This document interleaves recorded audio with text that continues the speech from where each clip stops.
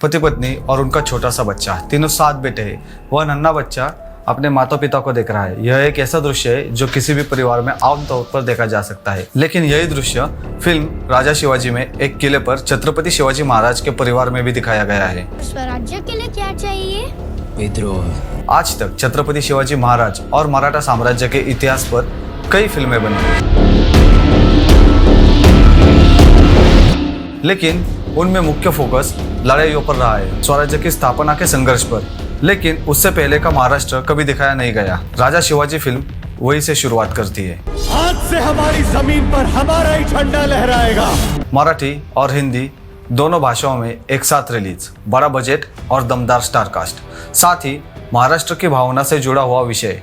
इसलिए यह सवाल अहम था कि फिल्म बॉक्स ऑफिस पर कैसा प्रदर्शन करेगी और क्या यह जनता को पसंद आएगी। तो आइए देखते हैं। नमस्कार, मैं ओमकार आपका स्वागत करता हूँ अनसीन हिंदी में। पहला मुद्दा, बॉक्स ऑफिस। 100 करोड़ या 50 करोड़ जैसे बड़े आंकड़े अभी तक सामने नहीं आए, लेकिन मराठी फिल्मों में राजा शिवाजी पहले दिन सबसे ज्यादा कमाई करने वाली एक फिल्म बन चुकी है। इससे पहले यह रिकॉर्ड सैराट और टाइमपास 2 के नाम था, जिन्होंने पहले दिन 3.5 करोड़ की ओपनिंग की थी। लेकिन राजा शिवाजी ने पहले ही दिन 5.14 करोड़ की एडवांस बुकिंग हासिल की है। कुल मिलाकर पहले दिन की कमाई लगभग 9 करोड़ रुपए बताई जा रही है। स्क्रीन थोड़ी कम मिलने के बावजूद कई जगह शोज बढ़ाए जा रहे हैं, जिससे कमाई और बढ़ने की संभावना है।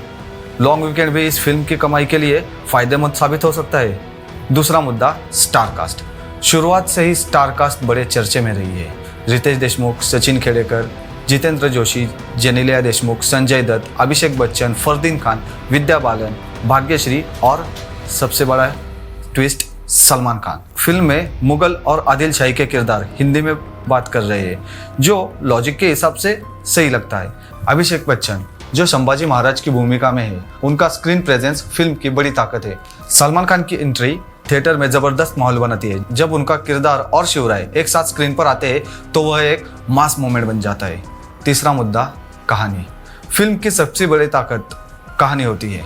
आमतौर पर उम्मीद होती है कि कहानी शिवाजी महाराज के जन्म, स्वराज्य की शपथ और अफजल खान के वध के साथ सीमित रहेगी, लेकिन फिल्म सरप्राइज देती है। पहले हाफ में शिवाजी महाराज से पहले का महाराष्ट्र दिखाया गया है, निजाम शाही का प्रभाव, अन्य सत्ताओं का अत्याचार और फिर शाहजी राजे का पराक्रम।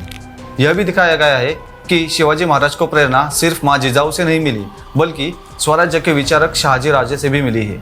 जावली के चंद्रराव मौर्य और शिवाजी महाराज के बीच के ऐतिहासिक प्रसंगों को भी दिखाया गया है। क्लाइमैक्स सिर्फ अफजल खान के वध के तक सीमित नहीं है, बल्कि उसके बाद की पूरी कहानी और उस लड़ाई की पूरी रणनीति भी दिखाई गई है। चौथा मुद्दा, संगीत और टेक्निकल पहलू। अजय अतुल के बैकग्राउंड म्यूजिक फिल्म की जान है। इंटेंस और एक्शन सीन में म्यूजिक जबरदस्त प्रभाव डालता है। गाने कम है लेकिन प्रभावशाली है।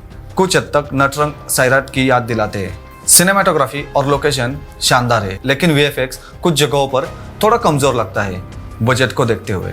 हालांकि एक्शन सीक्वेंस इस कमी को काफी हद तक कवर कर लेते हैं। मूवी करीब 3.5 घंटे लंबे होने के बावजूद कहीं भी बोर नहीं करती। यह सिर्फ इतिहास नहीं दिखाती, बल्कि एक अनुभव देती है, कुछ जाना पहचाना और कुछ नया। रितेश देशमुख एक डायरेक्टर के तौर पर बहुत ही अच्छी छाप छोड़ते हैं। अगर आपने ये मूवी देखी है तो कमेंट सेक्शन में जरूर बताइएगा आपको यह मूवी कैसी लगी।